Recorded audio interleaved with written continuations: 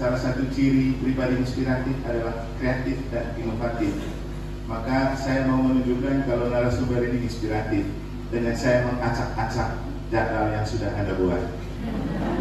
Tujuannya sama, mencapai apa yang diharapkan oleh Pak Artawan, apa yang kita harapkan semua. Karena saya yakin tujuan akhir dari seluruh kebangkitan, kalau kita ngomongin lebih dari pihak dari mana dalam konteks Indonesia, pasti orang ngomong enak saja bisa masih dibilang sebagai guru besar pada hari yang mati disalib. Apalagi kalau meminjam istilahnya tuas Ustaz Abdul Somad, itu Tuhan apa itu disalibkan lalu kepalanya entah miring kiri atau miring kanan, dan menurut dia ini terjadi karena ada roh jin yang ada di kepala Yesus sehingga dia geleng sambil disalibkan. Marah pasti orang Katoliknya. Tiba-tiba datang lagi Daniel Mananta dan mengatakan bahwa ada unclean spirit roh jahat di balik patung dan salib. Mungkin ada yang sudah menonton di YouTube. Saya pernah berkhotbah pada satu hari Rabu, ketika bacaannya saya rasa cocok. Bacaan hari itu mengatakan bahwa terbuka hati mau menghadapi apapun gejolak yang ada, termasuk ketika orang mencaci maki, menghina dan menghina kamu. Mereka pintar bukan patung Marianya utuh. Lalu saya coba buat sebuah khotbah dengan memberikan judul Gempa Cianjur adalah jawaban Tuhan untuk Daniel Mananta dan Ustadz Somad. Karena apa? Bukan karena gempa sebagai sebuah bencana, tapi bahwa di dalam gempa itu ada sebuah kenyataan bahwa salib dan patung itu tidak roboh. Karena apa? Itu bukan ada jin di dalamnya, karena ada kekuatan Tuhan di balik patung-patung itu. Kemudian jadi heboh, itu viral. Sejauh ini dia punya viewersnya sudah 180k di YouTube. Di TikTok sudah 4,4 M. Orangnya dari mana-mana orang kirim, terima kasih. Tapi ada juga yang tidak suka. Resiko dari masuk di publik itu ada yang suka dan ada yang tidak suka. Terus ada lagi orang Katolik, biasalah orang Katolik itu biasanya paling tinggi mencemaskan dan mempersoalkan diri daripada orang di luar ya. Gitu. Kalau tarik saja itu, kenapa? Nanti kalau mereka tuntut, saya bilang kamu berpikir terlalu jauh. Tapi inilah hidup.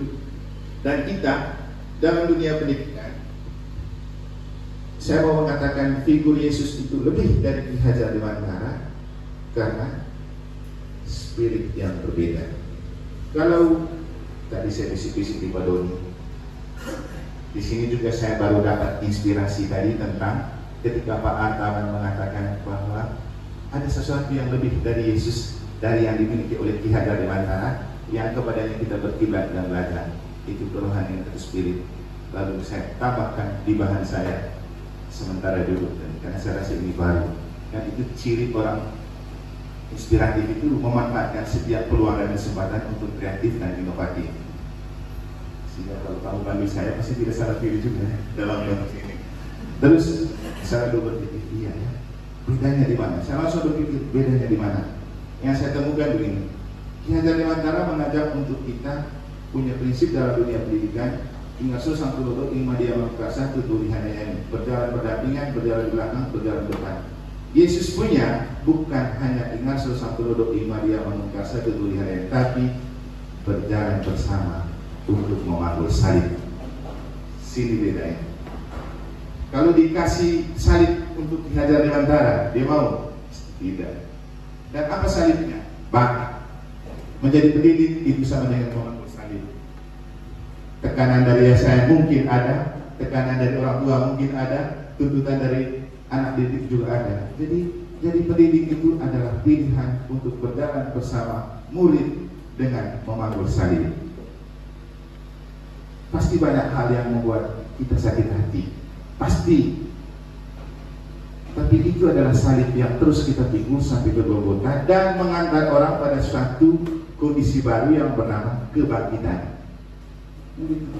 Tapi tidak ada kebangkitan tanpa derita dan salib. Dan saya rasa di Singaraja malah salibnya lebih berat ya pertamanya.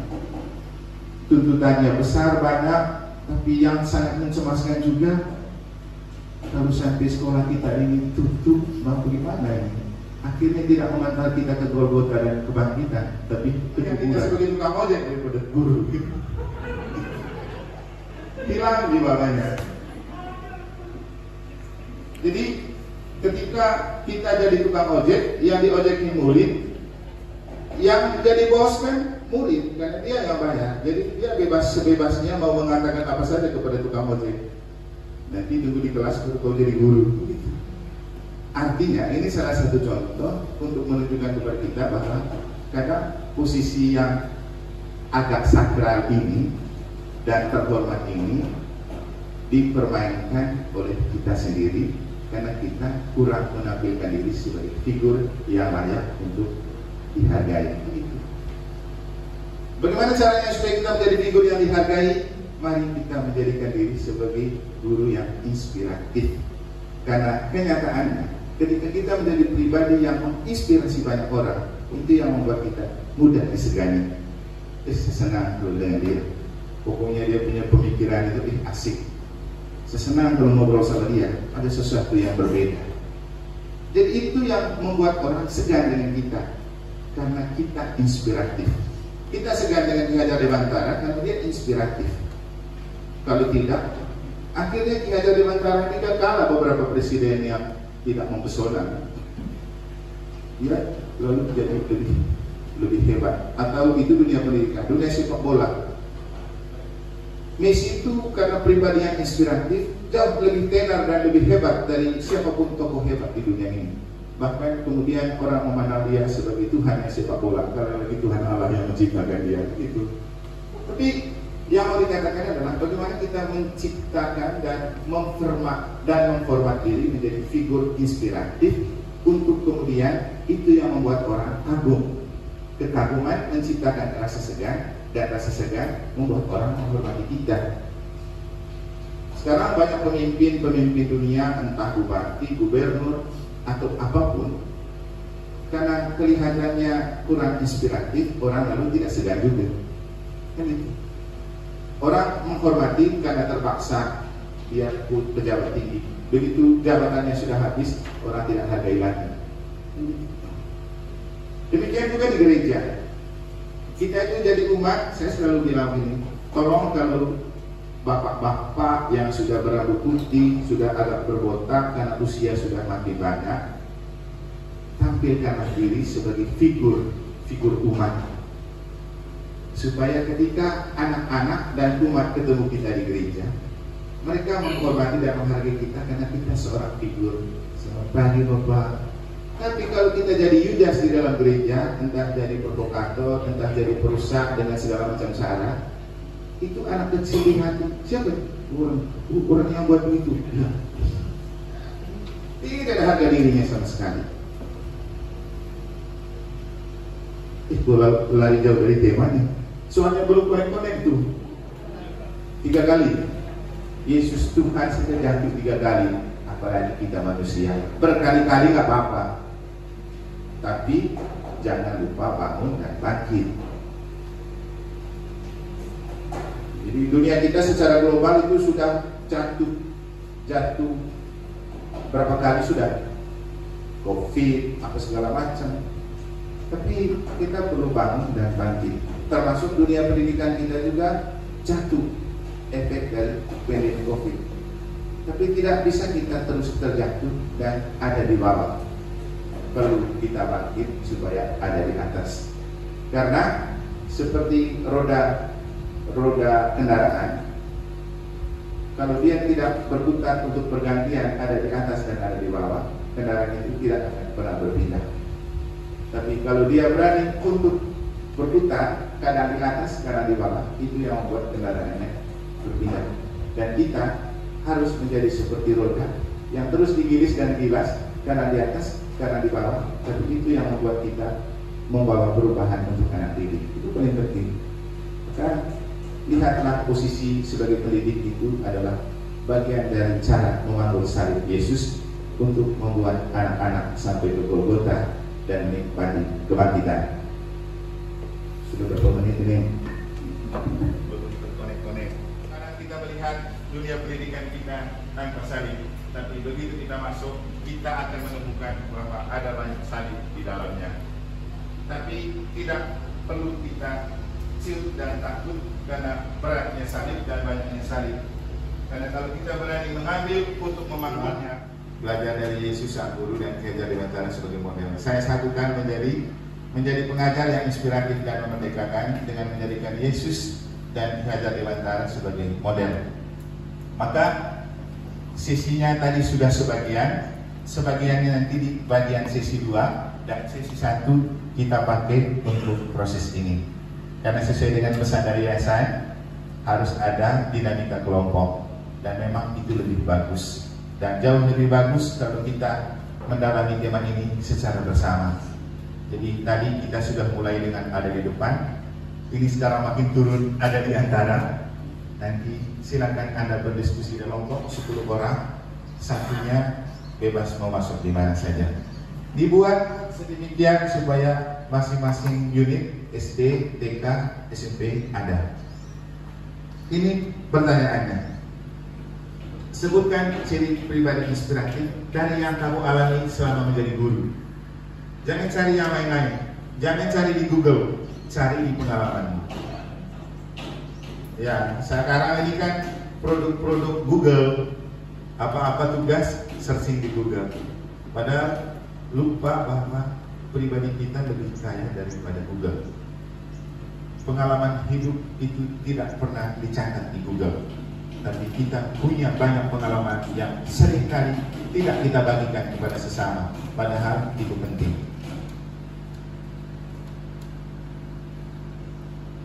Sebutkan ciri pribadi inspiratif dari yang kamu alami. Lalu, mengapa Yesus disebut guru sejati? Nilai apa saja yang dapat dipetik dari Bapak Ki Hajar Dewantara sebagai Bapak Pendidikan Indonesia? Setelah kamu mendalami 3 hal ini, buatlah sebuah fragmen atau drama singkat kurang lebih 10 menit untuk kisahkan figur inspirator seperti Ki Hajar Dewantara, bagaimana Tuhan bekerja dalam dunia pendidikan di zaman ini. Yang ini kan tidak bisa cari di Google, cari di dalam diri.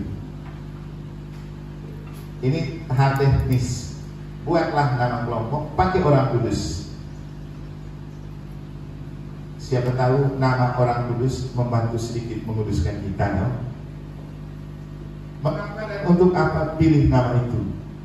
Banyak orang Katolik yang punya nama Santo Credo, tapi dia tidak pernah mengerti dan paham kenapa dikasih nama itu.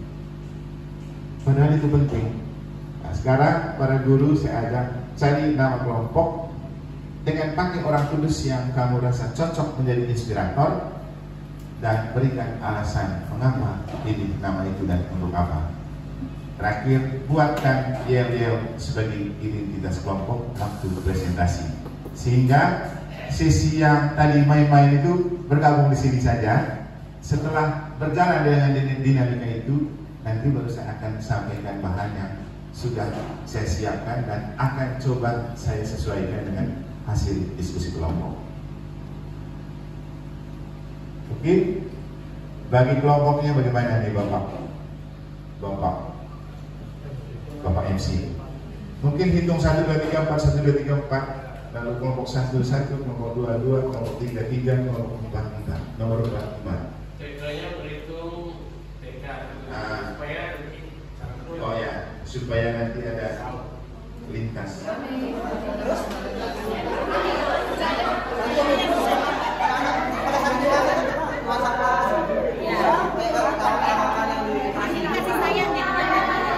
Melayani dengan kasih sayang.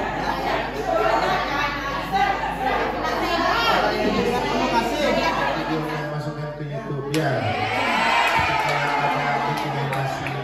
Dari kali apa yang telah saya tunjukkan adalah salah satu contoh menjadi guru yang inspiratif.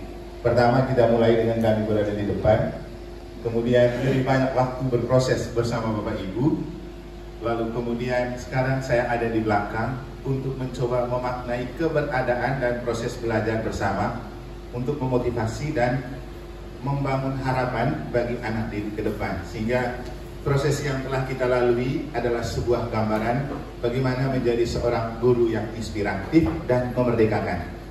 Dan berikut ini beberapa poin yang sudah saya siapkan yang juga sudah terjelma secara rinci dalam hasil diskusi dari para suster dan Bapak Ibu guru.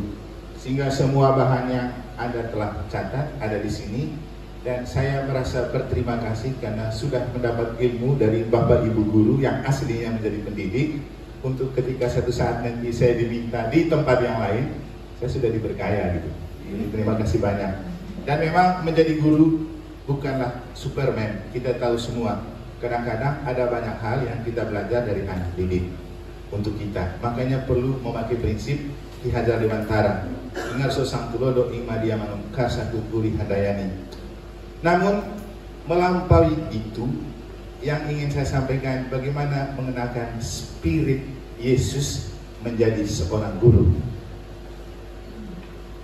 Mengenakan spirit Yesus untuk menjadi seorang guru. Banyak orang guru yang hebat, kemampuan intelektual oke, teknik mengajar oke, tapi masalahnya ketika ia tidak mampu menjiwai anak didik dan dirinya sendiri, disitulah ia akan menjadi guru yang sekedar pendidik tetapi tidak inspiratif. Maka kalau mau menjadi pendidik yang inspiratif, perlu bantuan Tuhan untuk menginspirasi kita dan menginspirasi orang. Dan untuk orang pengikut Yesus, dan saya rasa teman-teman lain juga tidak dipaksa untuk percaya, tapi kalau memang mau tahu bahwa Roh Kudus itu inspirator utama. Kenapa menjadi inspirator utama? Karena manusia punya pikiran yang kalau tidak dilengkapi oleh bantuan Tuhan, maka ia tidak bisa melahirkan pikiran-pikiran yang jernih. 1 minggu lalu saya pergi misa untuk pertama kali di salah satu kampus Politeknik Kelautan dan Perikanan di Jembrana. Saya baru tahu kalau ada kampus itu dan ada anak-anak Katolik 22 orang, 1 tahun lebih mereka tidak pernah misa. Kemudian hari Minggu Advent pertama saya pergi, dan apa yang saya katakan pertama kepada mereka? Saya pernah sekolah, saya pernah kuliah seperti kamu. Saya mengalami bagaimana susahnya menjadi seorang siswa dan mahasiswa ketika kita hanya mengandalkan kemampuan sendiri.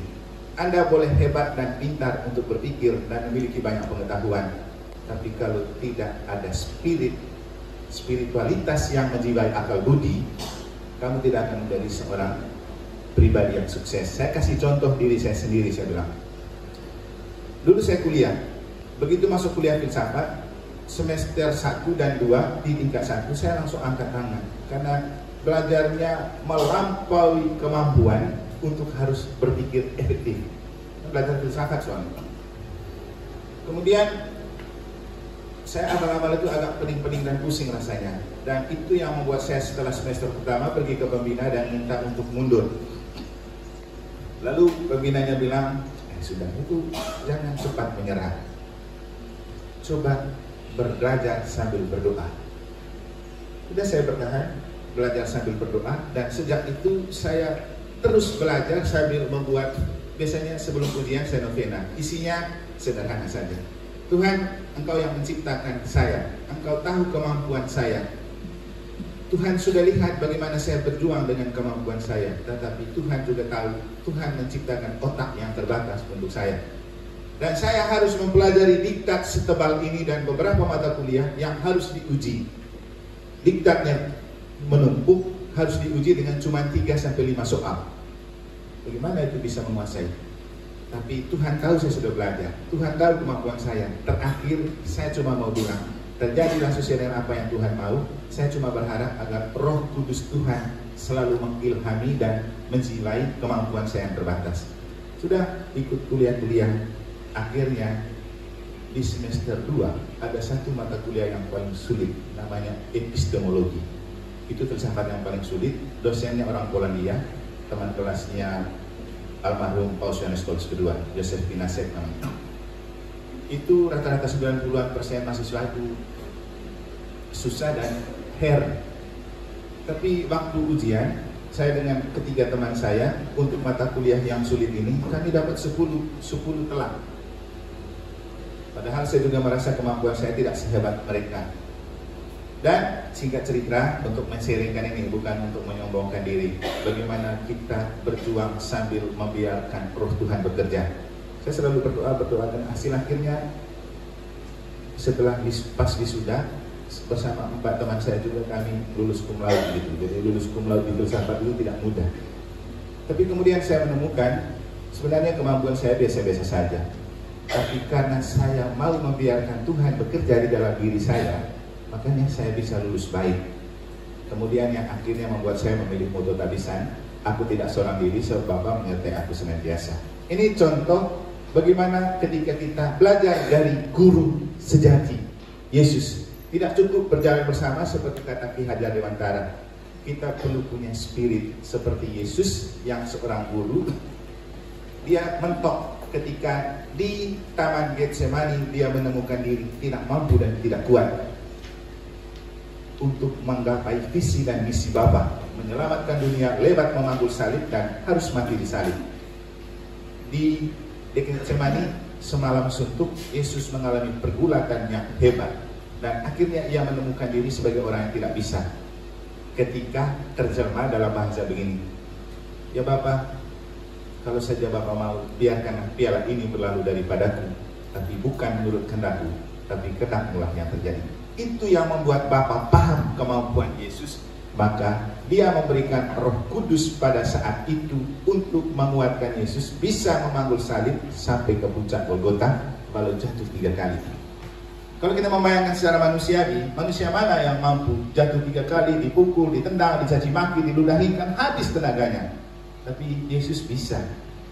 Dan di salib itu Yesus mati bukan karena dipaku, bukan karena ditombakin, tapi mati karena apa? Ia menyerahkan kembali roh kepada Tuhan. Ketika dia melihat semua sudah selesai, dia bilang apa? Ya Bapa, ke dalam tanganmu kuserahkan nyawaku. Roh itu kembali diberikan kepada Bapa, lalu Yesus mati. Jadi Yesus mati itu karena roh dikembalikan kepada Bapa.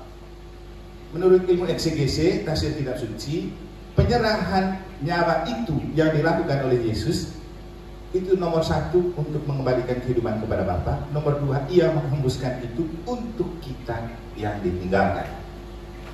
Ini yang kita pakai. Makanya ketika Yesus naik ke surga, apa pertama hadiah yang dia jadikan dan dia berikan kepada para murid untuk membantu? Roh Kudus. Lebih baik aku kembali kepada Bapa, supaya kalau aku sudah ada bersama Bapa, aku dan Bapa akan mengirimkan kamu penolong yang lain, yaitu Roh Kudus. Roh Kudus untuk apa? Membantu mengatasi kelemahan dan kerapuhan manusia kita. Juga termasuk ketika menjadi guru, mungkin dengan lulusan terhebat sekalipun, tanpa Roh Kudus tidak akan membuat kita menjadi inspirator. Jadi itulah kehebatan kenapa kita mengenalkan Yesus melampaui Bapak Ki Hajar Dewantara. Ini mungkin hal yang saya tambahkan untuk mengingatkan kita, karena dari narasumber kalau tidak punya persiapan kan nanti tidak dipakai lagi atau tidak layak diupahin. Tapi bukan soal itu. Saya hanya mau mengatakan bahwa yang Anda sudah jawab itu mencerminkan apa itu seorang pribadi inspiratif. Tapi kalau saya boleh menyimpulkan cuma dengan 4 hal ini. Pertama, kreatif. Berasal dari kata create, creation. Artinya menciptakan atau menghasilkan. Veni Creator, datanglah Roh Kudus. Jadi melakukan dan menciptakan sesuatu. Seperti tadi saya ajak kita untuk membuat fragmen untuk ini. Mau lihat kreativitas kita. Dan jadi guru memang harus kreatif. Jangan sampai kita kalah kreatif dari Made. Made itu kreatif sekali tadi dia. Inovatif lagi. Tapi juga provokatif.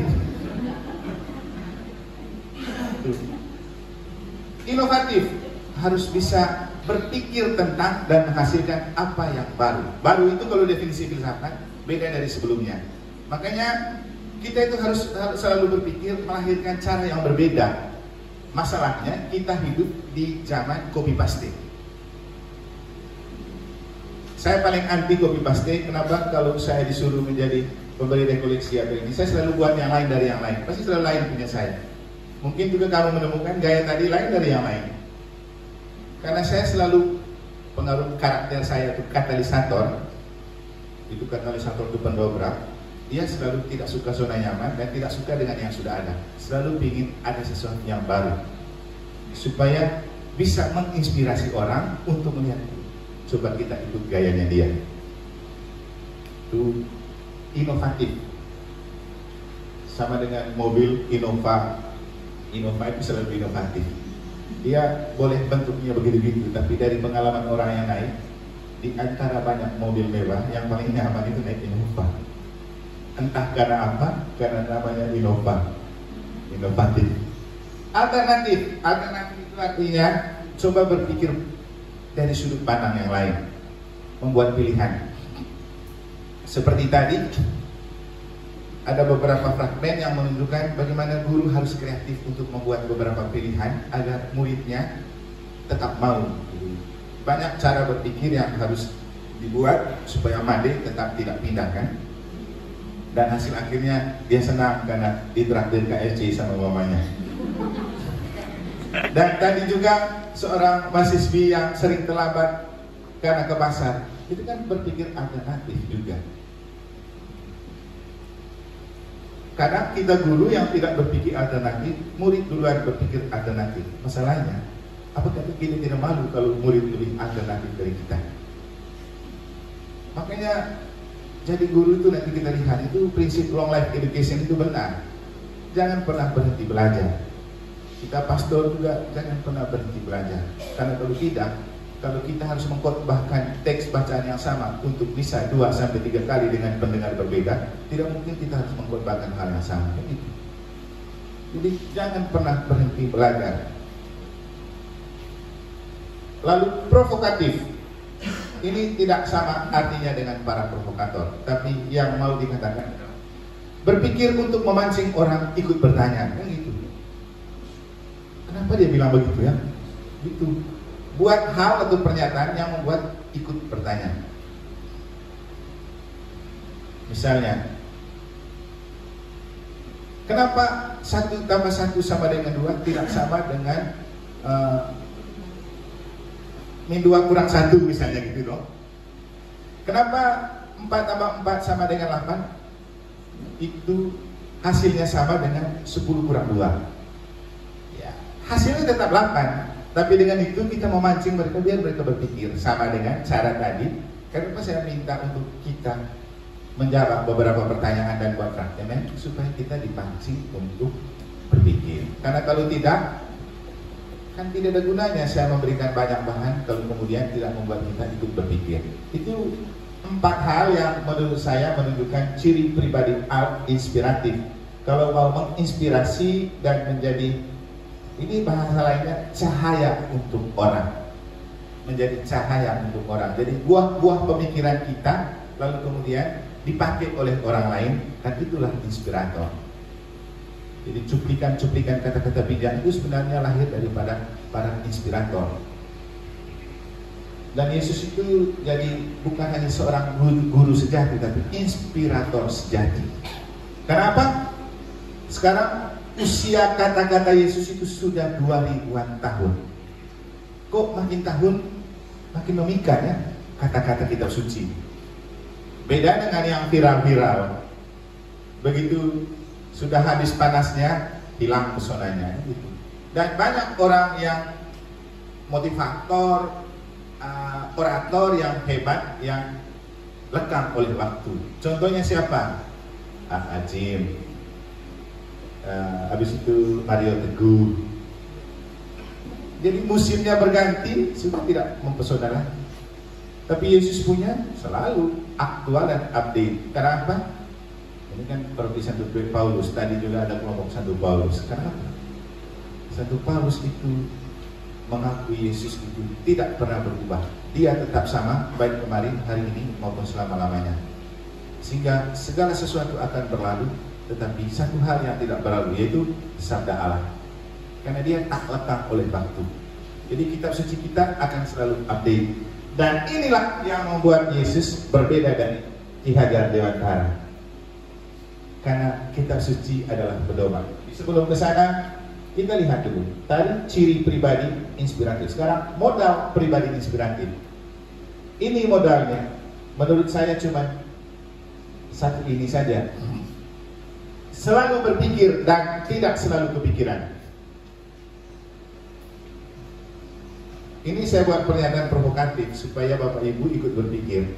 Selalu berpikir dan tidak selalu kepikiran. Yang sering terjadi adalah orang selalu kepikiran tapi tidak selalu berpikir. Berpikir itu produktif. Kepikiran itu tidak produktif apa-apa, hanya bikin sakit. Selalu berpikir itu pakai prinsipnya, ada seorang filsuf namanya Descartes. Dia pakai prinsip ini, cogito ergo sum.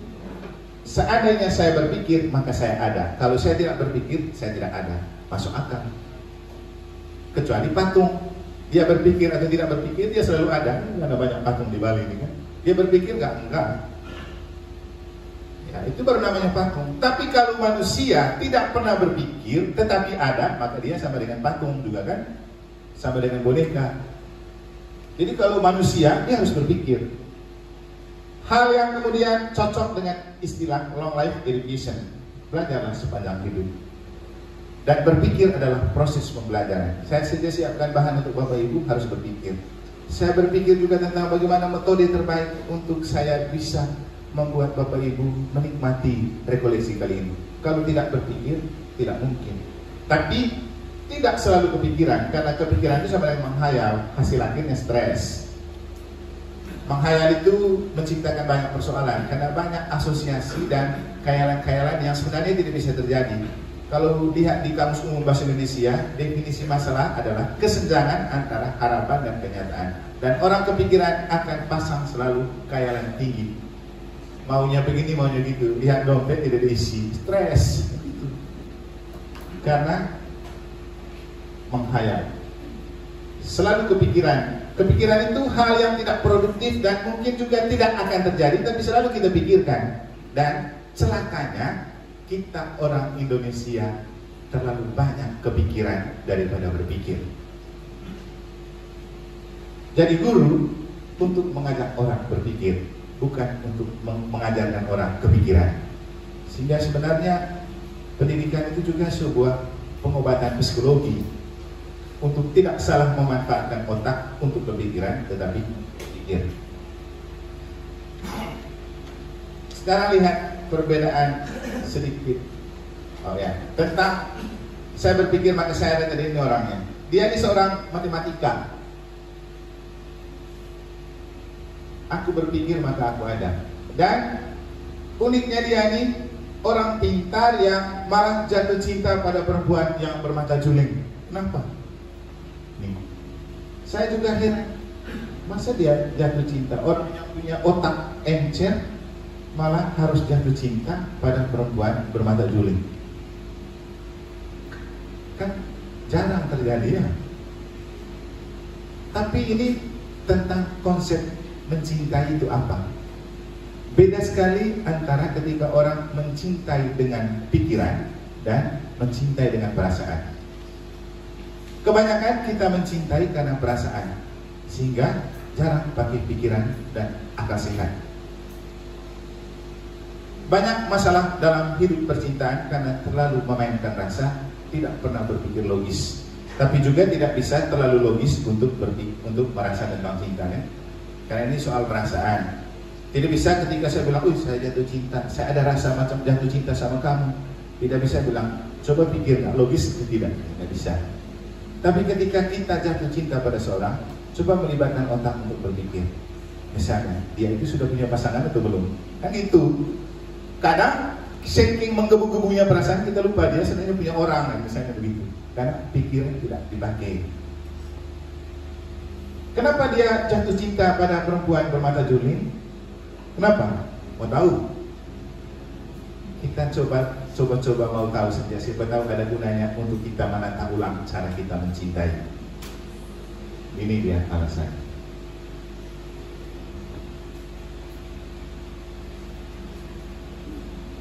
Di sini dia.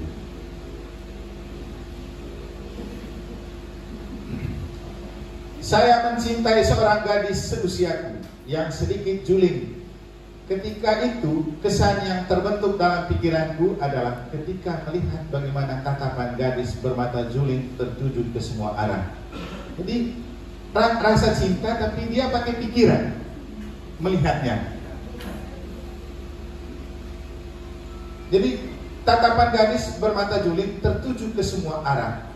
Dan ketika tatapan mata kami menyatu dan kemudian membangkitkan gairah, di sini tadi di kelompok satu ini ada omong tentang gairahnya. Harus ada gairah untuk menjadi guru. Ya, kalau tidak ada gairah kan guru yang patung kan. Itu abnormal tuh kalau tidak punya gairah ya. Tapi maaf, kalau kita sudah kecanduan dengan obat terlarang, masih ada gairah apa enggak ya? Gairah untuk hidup loyo ada. Karena hasilnya tampaknya loyo, tapi jangan terlalu lama di situ karena bukan kita refleksi tentang itu. Pengalaman ini, saya ulang. Dan ketika tatapan mata kami menyatu dan kemudian membangkitkan gairah cinta yang menggerakkanku. Jadi pikiran itu yang membangkitkan gairah cinta yang kemudian menggerakkan. Kita banyak jatuh cinta karena perasaan, lalu cepat-cepat menggerakkan semua badan tuh. Pengalaman ini membekas secara mendalam di pikiranku. Kita mencintai taruh di hati, dia ini taruh di pikiran, sehingga masuk akal kalau dia jatuh cinta pada perempuan bermata juling. Sampai lama setelahnya, sehingga setiap kali memandang perempuan bermata juling, aku merasa lebih cenderung mencintai mereka daripada perempuan lainnya. Karena dia tidak mencintai pakai hati dan perasaan saja, tapi dia juga pakai otak untuk berpikir. Karena kalau kita merefleksikan lebih jauh, cinta itu bukan soal casing kan? Cinta itu soal apa yang abadi dari seorang pribadi. Karena kalau cinta itu hanya tentang casing, bahayanya akan lekang oleh waktu. Ketika penampilan sudah mulai reot dan keriput, maka pada saat itu rasa cinta juga memudar dan luntur kan? Benar kan? Karena melihat casing. Atau ada istilah mencintai karena ada apanya, bukan karena apa adanya. Lihat dulu dia punya apa. Kalau dia pakai sepeda dayung, ada yang lainnya pakai motor atau mobil, pasti lebih memilih yang pakai mobil. Kalau pakai akal sehat, cara berpikirnya begini, lebih baik saya pakai sepeda dayung, sepeda motor, karena atau jalan kaki. Karena kalau dia pakai sepeda dayung, dia tidak akan pernah bonceng orang lain, saya aman. Kalau dia pakai mobil, Anda pikir dia pergi sendiri, mobilnya kaca gelap, dia di dalam dengan siapa pun tahu. Dan peluang untuk dia macam-macam tinggi karena dia punya. Dia mau apa saja. Ini kan zaman dimana ketika kau punya uang, kau bebas buat apa saja dengan dunia. Termasuk perempuan juga kan itu. Sehingga jangan heran kalau bos-bos dan pejabat, tidak semua, kemudian punya banyak simpanan. Dan hal yang membuat mereka merasa kekurangan gaji, lalu korupsi, kan gitu. Tapi zaman sekarang, bahkan anak sekolah pun semoga tidak di negara, gengsi untuk ketika di antara mereka bisa bercerita punya simpanan pejabat atau bos. Coba cek. Maka karena saya punya keponakan, dia bilang, Romo, Bapak Romo, saya pakai iPhone-nya. Saya bilang, tidak. Kalau kau pakai iPhone, orang akan bertanya, kau dapat dari mana? Mungkin kau punya simpanan pejabat atau orang kaya, sehingga bisa membelikan kau iPhone. Misalnya pendapatanmu tidak sesuai dengan apa yang kau pakai, tidak cari yang lain. Ini nih salah satu contoh. Masalah sekarang itu orang mencintai pakai perasaan dan terhanyut dalam perasaan, lupa pakai pikiran. Maka apa yang dikatakan oleh Descartes dan keputusan untuk mencintai perempuan bermata juling itu juga pembelajaran untuk kita dan bisa kita ajarkan kepada anak-anak bahwa cinta bukan tentang perasaan semata, tapi juga logika, cara berpikir. Karena judulnya juga Merdeka, supaya bisa ada konektivitas dengan kurikulum Merdeka, saya singgung sedikit tentang pribadi inspiratif yang memerdekakan. Yang inspiratif selalu memerdekakan. Apa itu merdeka? tidak tergantung pada, tidak parasit, tidak dikekang atau dibatasi, mandiri dan unlimited. Pribadi merdeka, diri yang tidak bergantung pada diri yang lain, bebas, entah bersyarat atau tanpa syarat. Saya rasa bebasnya harus bersyarat, karena kalau tanpa syarat repot. Diri yang bebas dari dan bebas untuk, ini hal yang perlu kita dalami. Bebas dari dan bebas untuk. Kita bicara kebebasan, tapi kebebasan macam apa? Apa itu bebas dari dan bebas untuk? Nanti kita lihat. Merdeka dalam kurikulum Merdeka Belajar. Bebas yang bertanggung jawab. Ini kurikulum Merdeka Belajar saya sudah taruh di sini. Ada 5 hal yang menjadi efek yang baik dari kurikulum Merdeka Belajar. Nanti kita lihat. Tapi saya beri catatan kritis juga. Ada beberapa kekurangannya. Supaya kita para guru juga tidak membeu itu apa yang dimaksudkan dengan kurikulum merdeka. Jangan sampaikan dunia pendidikan kita tidak maju-maju karena sibuk dengan utak-atik kurikulum. Datang satu menteri supaya kesannya dia punya produksi, dia buat satu kebijaksanaan. Hati-hati juga kita, tidak perlu membeu. Kita harus punya karakter tersendiri dalam dunia pendidikan. Dan maaf, kenapa pendidikan sebenarnya selalu eksis? Karena dia tidak membeu, dia punya karakter. Dan kita, lembaga pendidikan Katolik, bolehlah ikut-ikut itu kurikulum, tapi kita tidak harus punya karakter. Karena ada bahaya di balik kurikulum Merdeka Belajar. Nanti kita bisa lihat sesuatu yang mungkin belum pernah dipikirkan, kan? Supaya tidak rugi juga Undang Romo Eman, kan? Ada pemikiran alternatif gitu. Bebas yang bertanggung jawab itu kebebasan anak Allah. Merdeka sebagai panggilan hidup. Kamu dipanggil untuk kemerdekaan, maka artilah satu sama lain dalam cinta kasih. Referen Mazmur yang biasa dipanggil kalau bisa hari raya kemerdekaan RI. Dan inilah kemerdekaan kita. Merdeka untuk mengabdi. Tadi ada yang mengatakan kenapa Yesus berusaha, karena kasihnya, pelayanannya tanpa batas, pelayanan kasih.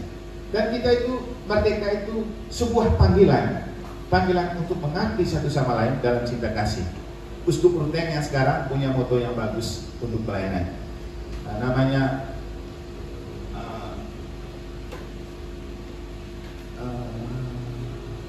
Omnia in Caritate, lakukan pelayananmu dalam kasih.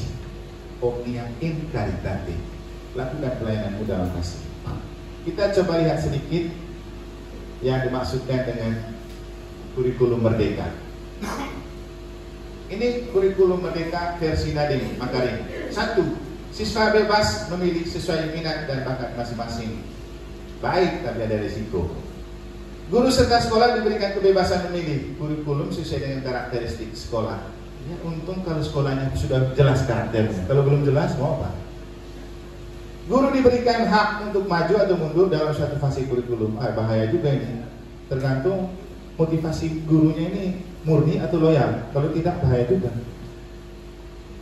Tapi saya rasa ini bahaya nih ketika masuk di sekolah-sekolah yang berbau agama, bisa muncul radikalisme karena guru diberikan kebebasan di situ. Ini bahaya. Pelaksanaan pembelajaran jauh lebih sederhana tapi mendalam. Menurut saya malah lebih ribet. Ya kan? Atur anak untuk pilih secara bebas, dan dia kalau ada 40 anak dan dia punya kebebasan masing-masing dengan cara yang sendiri, apa kamu tidak ribet? Gurunya tambah stres, bukan karena berpikir tapi karena kepikiran. Sehingga benar kan yang dikatakan Romo Eman hari ini. Memfokuskan siswa pada pembelajaran berbasis proyek base.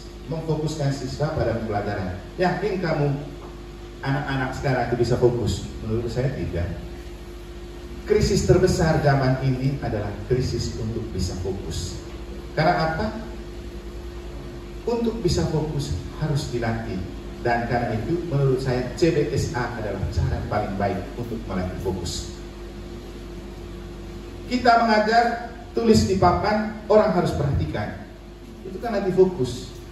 Tapi sekarang anak-anak fokus di gadget, hal yang membuat mereka tidak bisa fokus kalau tetap sesamanya ngomong. Makanya kami para pastor juga percuma khotbah sekarang, karena banyak umat yang tidak bisa fokus. lebih baik masukkan di YouTube karena dia lebih fokus lihat di YouTube daripada lihat di mimbar, kan? Benar kan? Nah,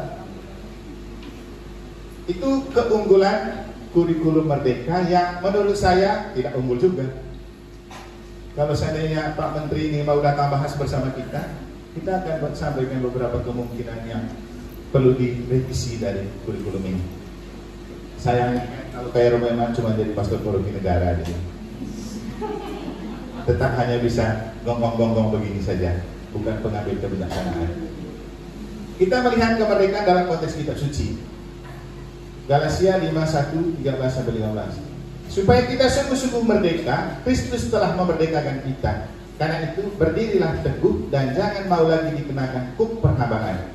Saudara-saudara, memang kamu telah dipanggil untuk merdeka, tetapi janganlah kamu menggunakan kemerdekaan itu sebagai kesempatan untuk kehidupan dalam dosa, melainkan layanilah seorang yang lain oleh kasih. Nah ini tadi omnia in caritate. Karena memang kalau bebas, dunia modern itu mengusung kebebasan justru menciptakan banyak dosa. Karena bebas, tahu dong? Bebas, sudah mengerti kata bebas. Kalau mau apa saja oke, dan tidak ada yang melarang. Tapi repot. Memang dosa bertumbuh dengan subur kalau orang terlalu bebas. Kemudian kan ada istilah kalau di dunia seksualitas, seks bebas. Itu keunggulan. Kata bebas nih, jadi jangan salah memaknai kebebasan. Syukur kita punya Tuhan dan gereja dan ajaran tentang kemerdekaan, bahwa itu anugerah yang dipakai untuk melayani. Itu jauh lebih penting. Kemerdekaan itu dipakai untuk melayani dalam kasih, bukan untuk membuat kita semakin banyak dosa. Sebab seluruh hukum Taurat tercakup dalam satu firman ini, yaitu kasihilah sesama manusia seperti dirimu sendiri. Tetapi jikalau kamu saling menggigit dan saling menelan, awaslah supaya jangan kamu saling membinasakan hidup menurut daging atau roh. Ada konektivitas dengan AAP pertemuan pertama. Temanya apa? Egoisme merusak kehidupan harmonis. Orang yang egois tidak mau dengan orang, dan hidupnya hanya mau saling menggigit, saling menelan. Dan egoisme paling besar ada di mana? Di dalam gereja Katolik. Benar kan? Maunya saya semua, kamu jangan. Sehingga tema ini, egoisme ini penting untuk dimaknai setiap pribadi. Dan orang yang egois tidak pernah berpikir tentang orang lain, apalagi kepentingan umum. Dia hanya pikir tentang dirinya sendiri. Dan orang egois akan seperti katak dalam tempurung. Katak dalam tempurung, dia ada di tempurung, dia ada sendiri, lalu dia teriak, dia berpikir dia sudah paling hebat. Padahal kalau dia buka tempurung, masih ada orang lain yang lebih hebat dari dia. Orang egois cenderung merasa diri benar, paling suci, paling kudus, orang lain semua salah. Itu adalah kaum Farisi. Kalau mau tahu lebih jauh tentang bagaimana sikap egoisme ini dihubungkan dengan kitab suci, bisa buka di channel YouTube saya khotbah hari Minggu lalu tentang ketika kitab Nabi Yesaya berbicara tentang sebuah bukit di mana keharmonisan itu ada. Saya itu malu baca itu. Serigala dan anak lembu, yang biasanya lembu ini dimakan serigala, hidup berdampingan. Beruang dan yang biasanya saling menggigit, hidup berdampingan. Bahkan anak-anak yang ditinggal susu oleh ibunya menyusui di binatang-binatang. Betapa harmonisnya mereka. Bandingkan dengan kita manusia. Oh, di dalam gereja paling banyak baku gigitnya kan? Di Singaraja pasti tidak ada ya? Oh ada. Lebih kejam dari singa lagi gigitannya. Tapi yang paling parah itu begini, lebih baik dia muncul sebagai serigala dan kita tahu dia ganas, daripada menjadi domba berbulu serigala atau serigala berbulu domba. Mungkin ini lebih tepat, serigala berbulu domba. Dan itu adalah kaum Farisi. Pura-pura ke gereja, duduk paling depan, di belakang, hancur dia gigit gereja. Banyak di Singaraja kan? Di negara? Di mana-mana banyak. Soalnya kalau tidak ada serigala berbulu domba juga tidak seru. Supaya anak domba Allah yang menghapus dosa dunia itu berguna, no? Jadi maka untuk melawan egoisme kenakan roh, kan itu anjurannya. Hiduplah dengan kekuatan roh. Hal ini cocok dengan yang saya sampaikan awal. Kita boleh punya otak encer, pengetahuan banyak, kalau tidak ada spirit percuma, nanti akan menjadi bumerang. Kalau mau ambil contoh, para teroris dan para mafia itu otak encer semua kan? Yudas juga otak encer, dan banyak Yudas di dalam gereja itu otak encer semua kan. Kalau mereka tidak pintar, tidak mungkin mereka bermafia kan, karena mereka pintar makanya mereka bermafia. Otak encer tapi Roh Kudus tidak ada kan? Sehingga kerjanya hanya untuk bikin rusak suasana karena kepintarannya. Kalau ada Roh Kudus bekerja, tidak mungkin, karena buah pertama dari Roh itu apa? Kasih. Jadi beruntunglah kamu hari ini sekaligus dapat pendalaman AAP, penegasan untuk pertemuan pertama. Karena tadi waktu fragmen itu ada sebut AAP, APP, mau APP atau AAP, yang penting maksudnya benar kan? Itu gunanya roh pemahaman. Roh pemahaman itu membantu supaya kita omong salah cepat-cepat mengerti gitu. Dan lagi-lagi roh pemahaman itu tidak muncul dari manusia, itu juga adalah anugerah Roh Kudus. Tidak bisa kita gampang memahami orang kalau tidak ada Roh Kudus bekerja. Nah, ini kebebasan dari dan kebebasan untuk. Makna kebebasan, bebas dari orang ingin bebas dari hal-hal negatif. Ini lapar, dosa, sakit dan lain-lain. Bebas untuk orang, bebas untuk melakukan sesuatu yang berguna, menolong, berderma, mengeluarkan pendapat. Jangan dipikir terbalik. Dipikir terbalik darinya begini. Bebas dari melakukan sesuatu yang berguna untuk menolong, bebas dari berderma, bebas dari mengeluarkan pendapat. Bebas dari berderma ini nanti itu lebih parah lagi. Di gereja itu nanti orang tidak pernah kolektif, tidak pernah berderma, tetapi omong paling banyak. Karena memang faktanya orang yang omong paling banyak dan buat rusak banyak di gereja itu orang tidak pernah memberi. Benar kan? Semoga salah di Singaraja. Sekarang saya bilang dari beberapa catatan kritis untuk kurikulum Merdeka Belajar. Sebagian tadi sudah saya singgung, sebagiannya saya singgung. Murid, ketika kita menyuruh mereka untuk bebas memilih, pertanyaannya, memangnya mereka sudah dewasa untuk memilih? Ini bisa dipakai untuk SD, SMP, SMA, bahkan mahasiswa.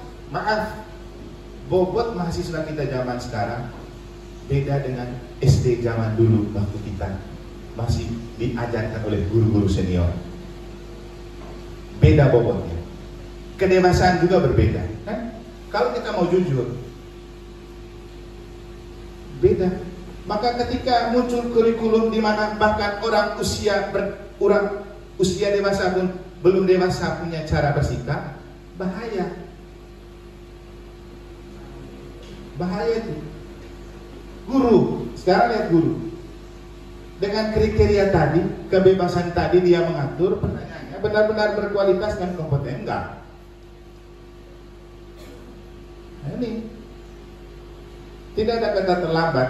Kalau kita merasa belum berkualitas dan berkompeten, makanya pakai prinsip tadi, long life education. Terus belajar, mengejar ketertinggalan. Pelaksanaan, stakeholdernya bertanggung jawab dan loyal, ini penting.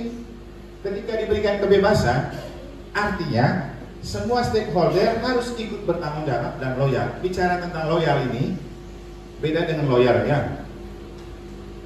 Loyal ini ketulusan hati untuk mengabdi. Kalau loyal, pengacara kan, tidak ada pakai hati. Yang penting saya dapat uang, saya akan bela kau. Itu. Kita ini mengabdi di gereja dengan pakai prinsip loyal dan total. Tadi ada bahasa total. Total itu beri habis tanpa syarat. Itu 3 catatan untuk kurikulum Merdeka Belajar. Silakan Bapak Ibu guru memikirkan ulang. Apakah harus ikut nadim atau ikut kata hati? Tapi kalau ikut kata hati, kembali ke prinsip, saya mengajar dengan kasih, dengan motivasi anak sukses. Karena ternyata nanti kita lihat, untuk apa kita mengajar? Goalnya dunia pendidikan itu apa? Nanti kita lihat. Kita lihat Tuhan Yesus dan Ki Hajar Dewantara sebagai model. Ini Tuhan Yesus pegang kitab suci dia. Makanya ajarannya dan dia menjadi guru yang abadi. Kitab suci itu kan tidak pernah musnah. Dan Yesus sendiri bilang, segala sesuatu di dunia ini akan berlalu, tetapi sabdaku tidak akan berlalu. Injil beberapa pekan lalu. Yesus guru yang bijaksana. Kenapa dia bijaksana? Ini dia alasannya. Ini nomor satu. Sumber pengajarannya kitab suci. Inti ajarannya kasih. Dia seorang guru yang pernah bilang seorang murid tidak bisa melebihi gurunya. Kenapa? Karena guru harus belajar terus supaya jangan kalah sama murid. Itu. Dan dia harus bisa lebih bijak dari murid. Itu kata-kata Yesus untuk para muridnya. Dia bilang, kamu jangan sampai berlagak lebih dari saya.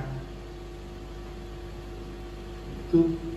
Jangan berlagak lebih dari ini. Banyak murid yang berlagak lebih dari guru. Kenapa? Kita kurang belajar, kurang inspiratif. Kalau aku guru mau membasuh kakimu, basuhlah kakimu satu sama lain. Ini guru pelayanan, omnia in caritate. Biar dia murid, dia melayani. Seperti tadi, murid yang kacau harus tetap dilayani. Karena pelayanan itu yang kadang menjadi sebuah inspirasi untuk dia, untuk mengerti dan memahami. Saya kacau di kelas saja, tetap masih dihargai dan dilayani oleh guru. Berarti itu sebenarnya kehidupannya. Sehingga dia menjumpai teman yang lain yang kacau, nanti siapa tahu dia bilang, kalau ada anak-anak kacau kayak gini, bawa di sekolah itu, mereka bisa ubah. Dan itu, saya rasa sekolah Katolik kita di situ karakter dan nilai plusnya. Menampung anak-anak yang kelihatan susah diatur di tempat lain, coba kita hormati ya. Karena zaman sekarang banyak anak yang susah diatur oleh orang tua. Maka menurut saya dunia pendidikan sekarang kalau mau punya nilai jual, jangan terlalu ikut dengan kurikulum. Kita ikut sebagai sebuah aturan, tapi ada sesuatu nilai plus yang kita punya yang tidak dimiliki oleh sekolah lain. Salah satunya tadi melayani dengan kasih. Apapun persoalannya, mari kita layani dengan kasih. Karena itu semua adalah jalan salib seorang guru atau dunia pendidikan. Saulus bertobat menjadi Paulus, sesuatu yang mustahil tetapi bisa. Dan di dunia pendidikan kita bukan tidak mungkin akan ada banyak masuk murid Saulus. Mari kita mengubah dia jadi Paulus. Bisa. Yang terpenting jangan lupa Roh Kudus. Melayani dengan hati dan dengan kasih. Kalau itu yang kita lakukan, saya yakin banyak akan orang cari lembaga pendidikan ini. Kenapa? Mengubah penjahat jadi orang baik. Tuh. Memang guru itu harus begini. Karena itu adalah pembelajaran terhebat yang sangat membekas di dalam diri murid. Yesus, guru yang ajak kita berjalan bersama melalui salib. Saya pikir ingat ke bagian pengantar tadi ini. Dia ajak berjalan bersama melalui salib. Catatannya, jangan lupa, justru pada saat Yesus memangku salib, para muridnya di mana? Hilang semua. Kita pikul sendiri. Guru itu begitu. Murid tinggalkan persoalan, Anda harus pikul. Berjuang sendiri, lanjut sampai di rumah. Sampai di rumah sudah banyak lagi pikul, sudah banyak antre salib-salib keluarga. Mau pikul yang mana? Yang dari sekolah atau yang dari rumah? Makanya tidak mudah jadi guru. Lebih baik jadi romo. Tapi akhirnya jadi lebih berat karena anak-anak romo punya lebih. Kalau nakal itu gampang, tapi kalau jadi pengkhianat itu yang susah. Kalau nakal gampang, kalau jadi Yudas itu yang susah. Yesus sendiri sudah angkat tangan dengan Yudas ya.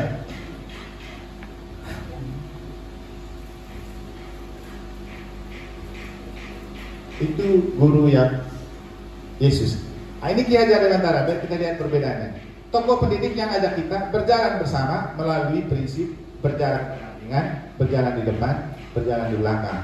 Pertanyaannya, ketika kita sudah tidak berjalan bersama dan masih ada soal, siapa yang memanggul salib? Iya, guru.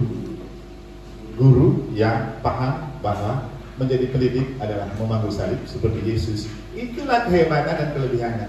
Spiritualitas guru untuk sekolah Katolik itu di kesadaran kita mengabdi untuk bersama-sama memanggul salib murid dan orang tuanya. Dan memang faktanya kan kalau kita banyak yang tidak mampu itu juga salib tersendiri untuk kita. Tapi mungkin lagi-lagi nilai jual kita pada pelayanan, hal yang membuat mungkin para orang tua merasa perlu untuk memasukkan anak kita. Ki Hajar Dewantara 5 pokok pikiran. Ini kamu sudah tahu semua karena kamu anak-anaknya Ki Hajar Dewantara. Saya kan anak Yesus, jadi murid Yesus. Kamu murid Ki Hajar Dewantara. Tidak mau saya banyak ajar nanti salah. Lalu bagian Yesus punya biar saya ajar. Goal kita. Ini mungkin pertanyaan yang penting untuk kita. Mengapa saya jadi guru? Mengapa saya bergerak di dunia pendidikan? Apa yang mau dicapai? Tadi waktu ngopi, saya ngobrol dengan Pak Dodi. Sederhana tapi menawan. Apa yang kita ciri? Bahwa pendidikan sekarang itu sebuah investasi, penanaman modal terbaik untuk masa depan. Lalu sebenarnya benar juga Pak Dodi. Karena faktanya saya sendiri mengalami arti dari anak itu disekolahkan dan tidak disekolahkan. Saya bilang, saya punya adik yang di bawah saya, dia tidak sekolah. Dia tidak mau sekolah dan dia tinggal di kampung. Kemudian ada adik saya juga yang bungsu yang sama-sama tinggal di kampung, ekstratil. Dia berpendidikan. Beda jauh sekali cara mengerti dan memahami keluarga dan hidup. Terus yang nomor 2 ini, dia bilang, saya kan tidak sekolah, jadi saya tidak keluarkan uang, orang tua tidak keluarkan uang, jadi tanahnya harus banyak-banyak punya saya. Sudah, kan saya anak sulung, jadi anak sulung harus bisa lebih bijak sendiri. Saya bilang, kamu dapat semua. Saya tanya istrinya, bagaimana? Kamu mau dapat semua? Itu jalan. Ya, boleh, tapi kalau lihat sejarahnya, kita punya orang tua ini dapat tanah bukan dari barisan, tapi dari perjuangan. Kita juga merantau di sini. Kamu dapat semua, boleh. Kau sekarang sejak dapat tanah itu kau beradik kakak dengan tanah. Jangan dengan kami. Kau sakit, kau beri cungkil tanahmu, kerabat dan jaga kau. Yang pertama. Yang kedua, kau mungkin berpikir karena sudah punya anak laki, makanya kau harus dapat banyak warisan. Belum tentu anakmu mau tinggal di kampung. Kalau dia sekolah nanti, pikirannya terbuka, dia nyaman di tempat dia sekolah, dia kerja di situ, untuk apa kau? Hanya bikin merusak hubungan keluarga. Jadi kau udah mau rebut banyak-banyak, nanti anakmu tidak pakai. Ini saya mau kasih contoh bagaimana pengaruh dunia pendidikan untuk cara berpikir. Dan yang kita ajarkan hari ini adalah sebuah investasi. Mungkin sekarang mereka nampak nakal, tapi nanti mereka jadi orang sukses. Dan ketika sukses, mereka akan ingat segala proses yang mereka alami di dunia pendidikan. Bisa jadi dia bilang, dulu saya jadi anak paling nakal di sekolah, tapi guru kami ini baik sekali. Nah, itu sebuah investasi. Jangan berpikir kita tanam hari ini, besok kita petik. Tidak. Saya selalu mengatakan kepada teman-teman rumus saya, karena agak berusia dan ketua beliau, jadi coba-coba berpikir lebih dari yang lain. Coba-coba saja. Saya bilang, kita itu jangan berpikir yang kita kembangkan hari ini langsung masuk di otak orang dan mengubah mereka hari ini dan besok. Tidak. Lama. Orang Yesus punya berapa tahun baru itu berbuah kan? Waktu Yesus omong, banyak orang tidak suka, banyak orang membenci. Tapi setelah Yesus lama mati, mulai muncul kembali pikiran-pikiran Yesus. Ditulislah dalam kitab suci. Dan kita dapat kitab suci sekarang yang lama sekali. Jadi kita ini jadi pastor, khotbah hari ini jangan berpikir berguna hari ini dan besok. Nanti suatu saat tiba-tiba mereka ingat ketika menjumpai pengalaman hidup, lalu mengaku, untung karena khotbahnya Romo itu waktu itu, makanya saya bisa jadi begini. Itu juga kita guru, jangan berpikir petik. Sekarang dunia pendidikan pikirnya ukuran kesuksesan itu di ujian akhir atau ujian tengah semester. Banyak anak-anak yang punya nilai bagus, tapi kemudian hasilnya nanti tidak menjadi anaknya bagus kan? Poinnya tinggi-tinggi, lulusan terbaik, tapi apakah kemudian menjadi manusia terbaik? Belum tentu. Yang tidak lulus baik itu tidak menjadi lebih baik daripada yang lulusan terbaik. Begitu. Banyak. Jadi sekolah itu investasi. Dan ketika kamu mengajar banyak anak, kamu menginvestasi banyak anak masa depan. Itulah yang membuat kita merasa tidak perlu merasa menyesal menjadi guru. Kadang-kadang kita hanya berpikir gaji saya cuma segitu, ngapain saya terlalu mengabdi. Banyak juga. Apa-apa. Apalagi kalau kita percaya kita suci, ya, kita berbuat baik supaya nama terdaftar di surga. Siapa yang tidak mau masuk surga? Semua pasti mau masuk surga. Jadi kita buat baik supaya nama terdaftar di surga. Supaya nanti kalau mati tidak ada repot-repot, biar orang buang saja kita tetap masuk surga. Daripada sekarang yang terjadi, orang-orang itu kalau sudah mati baru dihargai dan diperhatikan. Didoakan berapa hari, padahal orangnya selama hidup tidak pernah ke gereja. Percuma kan? Toh akhirnya nanti yang menentukan waktu dia hidup itu apa. Sehingga banyak orang yang merasa dia banyak buat jahat waktu dia hidup, nanti pas mati kan banyak orang berdoa kan. Untuk kita para pastor senang-senang saja dapat intensi terus toh. Tapi bukan itu yang lebih penting. Hidup itu investasi untuk kematian, dan sekolah itu investasi untuk masa depan anak-anak. Nanti coba lihat, di mana-mana orang sukses selalu bercerita tentang itu dulu guru saya. Itu saya saja kalau pulang libur ada guru saya dulu waktu SD. Saya akan dengan bangga mengatakan saya jadi imam karena guru ini dulu. Dan otomatis saya kagum dan menghargai dia. Walaupun saya imam, dia cuma guru SD, tetap saya kagum dan saya menghargai dia. Itu kan mengangkat harga dan martabat. Siapa yang tidak haus dengan dihargai sebagai seorang pribadi, apalagi guru? Makanya kalau guru itu pahlawan tanpa tanda jasa itu benar. Tapi guru-guru zaman dulu, guru-guru zaman sekarang bisa juga. Yang penting teruslah mengabdi dengan hati yang tulus, dengan sebuah kesadaran mendidik itu sebuah investasi. Di kitab sucinya kita coba lihat ini. Goal kita adalah investasi untuk kebangkitan dunia pendidikan. Ini Hari Kebangkitan Nasional terbaru mengambil tema Bangkitlah Negeriku, bersama kita bersatu membangun Indonesia maju. Cocoklah dengan tema Sinode Para Uskup, mari berjalan bersama. Cocok dengan beberapa fragmen tadi, mari berjalan bersama. Karena memang kalau kita tidak bersatu, kita gampang runtuh. Tapi ketika kita bersatu, tolong jangan ada yang jadi Yudas. Karena akar segala kegagalan ketika dalam sebuah komunitas ada yang jadi Yudas, menjual harga diri komunitas dan dunia pendidikan untuk 1-2 rupiah. Ini itu bahaya. Dan kebangkitan dunia pendidikan itu, menurut saya kita bisa dapat inspirasi dari cerita tentang kebangkitan Yesus. Ada kitab suci kan? Katolik. Ada kitab suci? Nggak ada. Coba lihat itu. Katolik. Saya lihat di sini. Atau gini, nanti baca ceritanya pulangnya supaya kita cepat misa. Yang paling penting untuk kita maknai begini. Ketika Yesus mati, murid semua hoplos, sudah kehilangan harapan. Satu-satunya yang masih punya rasa rindu untuk berjumpa dengan Yesus yang tampak adalah Maria Magdalena. Siapa itu Maria Magdalena? Dia adalah perempuan yang dianggap sangat berdosa, bahkan pelacur. Jangan baca di buku Da Vinci Code untuk mengerti Maria Magdalena. Baca di sebuah buku yang ditulis oleh seorang pastor, judulnya Saat-saat Intim Bersama Sang Guru. Dan salah satu cerita singkatnya di sini, Maria Magdalena ini anak orang kaya, tukang kain di Magdala. Dia punya teman kecil itu Yohanes, murid yang dikasih Yesus. Waktu kecil mereka pacaran. Maka bagi Maria Magdalena, Yohanes, murid yang dikasih Yesus itu cinta pertama. Yesus itu cinta terakhir.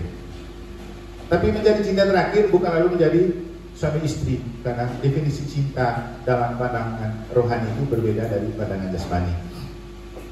Yang paling penting, Maria Magdalena waktu menjadi seorang artis, pemain harpa dalam acara-acara penting, Yesus hadir. Ceritanya di situ di rumah Om Simon. Waktu itu Yesus dan muridnya datang, duduk di tempat keremangan yang jauh. Karena cocok dengan ajaran Yesus, kalau kamu menghadiri pesta jangan langsung di depan, duduk di belakang. Mereka di belakang di keremangan dengan gayanya seperti itu. Begitu Maria Magdalena bermain harpa, entah karena apa dia coba mengangkat muka dan langsung pandangannya jatuh pada Yesus. Dia langsung pergi berjumpa dengan Yesus dan dia mengatakan, ini orang yang bisa membantu saya. Kenapa? Dia sedang dirasuki oleh 7 roh jahat yang tidak pernah membuat dia sembuh. Dia orang kaya, tapi tidak bisa ada rumah sakit yang mengurus itu. Jadi dia berpikir Yesus adalah satu-satunya orang yang bisa menyembuhkan dia. Singkat cerita, kemudian kan Yesus menyembuhkan dia. Dan ini adalah pengalaman cinta terakhir untuk dia, untuk mengerti dan memahami bahwa cinta tidak harus memiliki, tetapi yang paling penting ada kepercayaan pada seseorang dan ada sentuhan kasih. Dia kemudian sembuh dari penyakitnya, hal yang membuat dia tidak bisa melupakan Yesus. Dan ketika Yesus mati, itu adalah sebuah kehilangan terbesar untuk dia. Tapi seperti katanya Gabriel Marcel itu, kematian itu bukan akhir segala-galanya, karena masih ada yang tetap hidup di balik kematian. Apa itu? Cinta. Dan rasa cinta itulah yang tidak pernah mati dari dalam diri Maria Magdalena. Hal yang kemudian membuat dia ketika Yesus mati paling rajin pergi ke kubur untuk nyekat. Menariknya, kenapa dia perempuan yang dianggap berdosa ini menjadi orang pertama yang kepadanya Yesus menunjukkan kebangkitannya? Kenapa tidak orang-orang lain? Kenapa? Ceritanya masih panjang, nanti kita lanjut di lain waktu kalau ada waktu. Tapi paling penting untuk kita bahwa dunia pendidikan harus melalui salib, bahkan akan menceburkan kita ke dalam dosa, bahkan seberat yang dialami Maria Magdalena. Tapi kita harus bangkit dan percaya kepada kebangkitan dunia pendidikan. Mungkin pendidikan insan mandiri dalam arti tertentu, khususnya di Singaraja, lagi merayap. Kita lagi memanggul salib. Sudah berapa kali jatuh kali.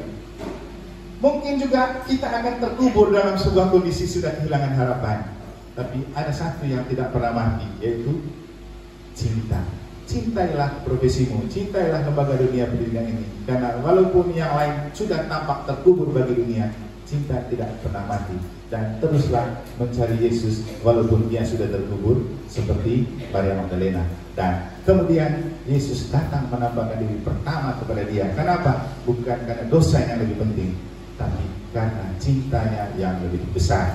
Jadi istilahnya, cinta dan ketulusan yang besar akan mengalahkan segala macam bentuk kekurangan, kelemahan, dan keraguan kita juga dalam dunia pendidikan. Berbahagialah orang tidak melihat namun percaya. Sekian dan terima kasih. Dan sebagai terakhir, ini cerita yang tadi oleh kelompok yang kedua itu, saya rasa mereka terinspirasi oleh cerita ini sebagai sebuah penutup untuk kita sambil menarik nafas siap untuk misa. Saya putar saja dulu sedikit.